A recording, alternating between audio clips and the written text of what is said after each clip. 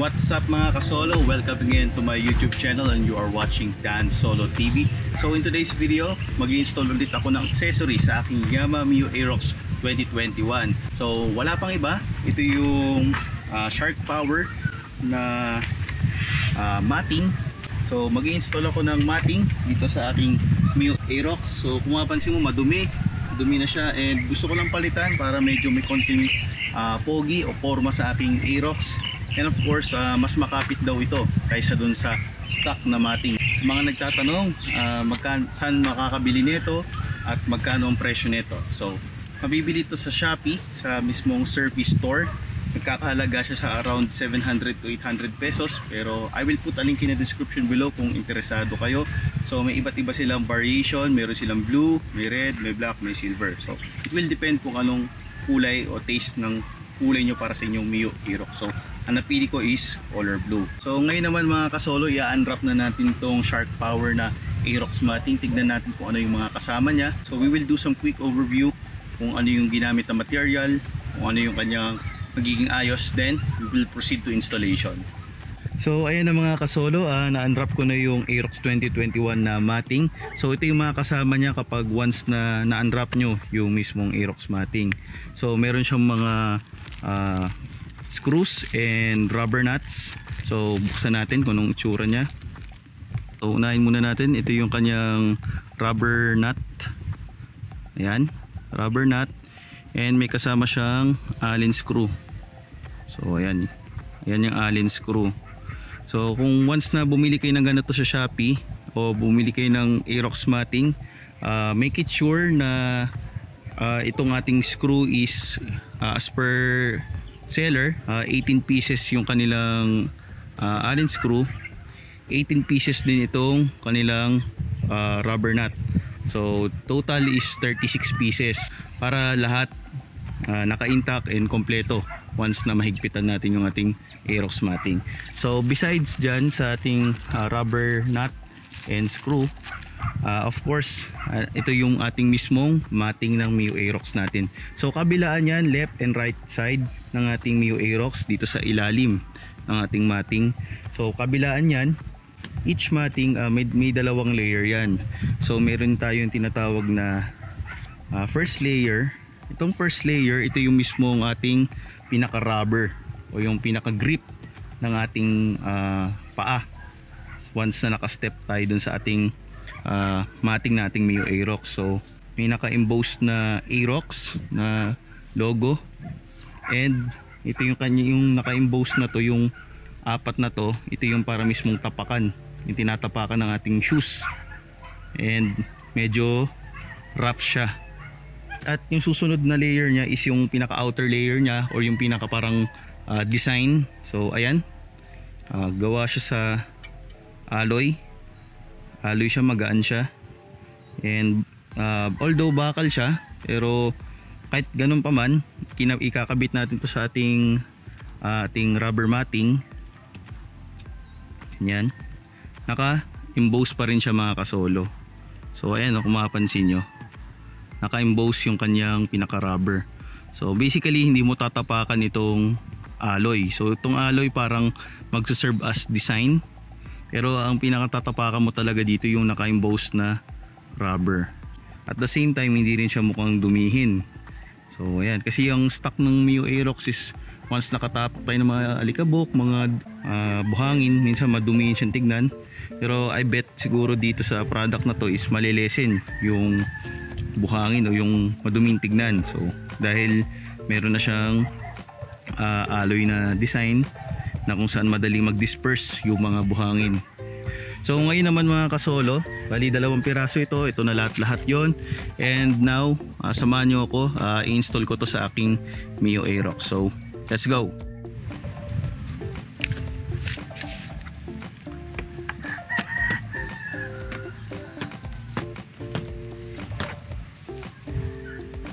So pwede nyo siya linisan ng degreaser.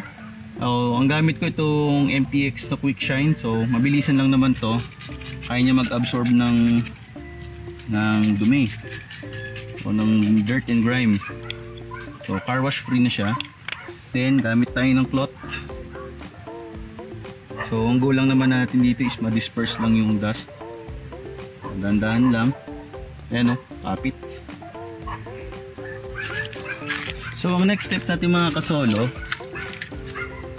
is ipoposisyon natin itong ating rubber matting sa ating posisyon ng matting ng ating Mio Aerox. So i-align lang natin siya, hanapin natin yung spot na kung saan pwede natin ilagay yung rubber nut. So this time ilalapag ko siya dito. Ilapag ko na yung rubber matting. Hahanapin ko yung mga part na may butas. So kung mapansin nyo, ayan yung mga holes. Ayan, may hole siya dito. So itong mga hole na to, lalagyan natin ng rubber nut. So ayan. So sa paglagay, so kung mapansin, kung na-identify nyo ng mga lagayan ng mga butas ng holes ng ating matting, so tanggalin na natin to. So ayan, mapansin mo, ayan na yung kanyang mga holes. So this time ilagay na natin tong rubber nut. So madali lang naman siya gagawin nyo, ipapasok nyo lang siya. So pasensya na sa background kung maingay, may ginagawa kasing bahay dito sa aming kasolo. So lagay lang natin dito, push lang natin siya. So ayan, ayan. So ayan, ganyan lang gagawin natin mga kasolo. So same lang din gagawin natin sa mga holes dito sa ating gilid. Just make it sure na naka-align mabuti sa ating rubber matting. So yun ang ating gagawin mga kasolo. Ilagay muna natin lahat ng rubber nut.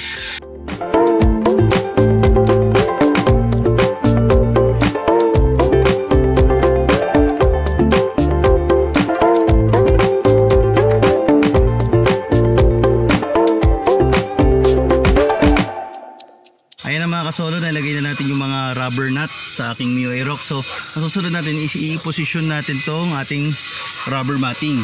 So ayan. So ayan, naka-align na siya. Perfect yung kanyang mga daanan ng screw holes.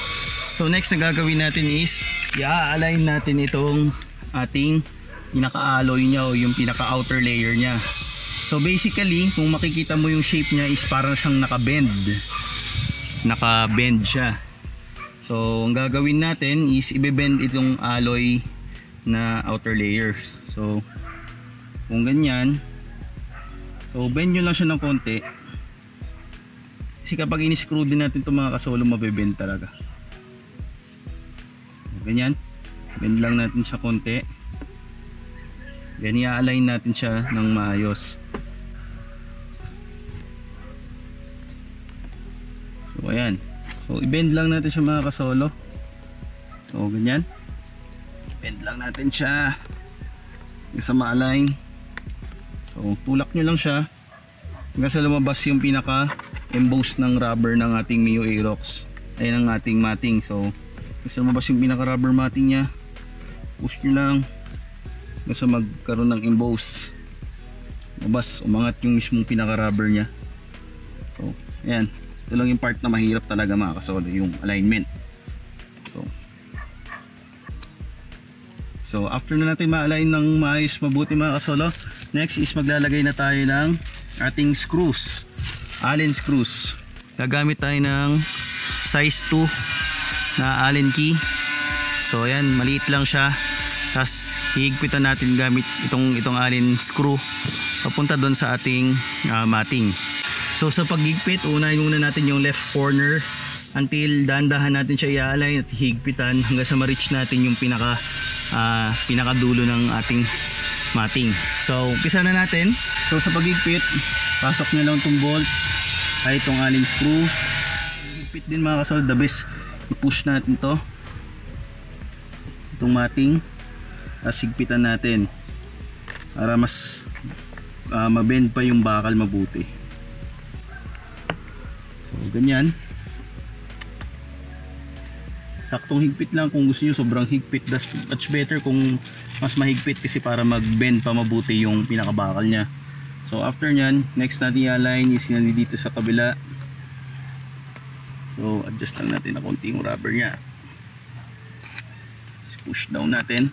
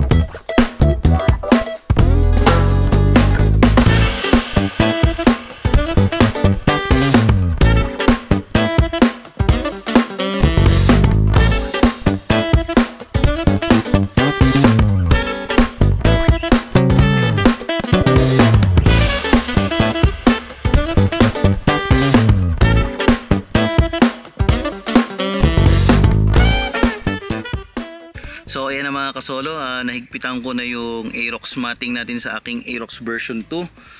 So far naman okay naman. Medyo may mga konting gas-gas sa rubber niya.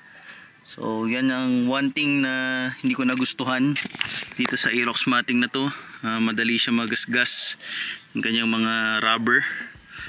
Pero so far okay naman itong alloy niya, hindi madaling magasgas yung alloy, pero itong rubber niya is madaling pong magasgas. So not so sure siguro sa pag-install ko, pero di ko na lang alam sa inyo kung paano kayo mag-install nito.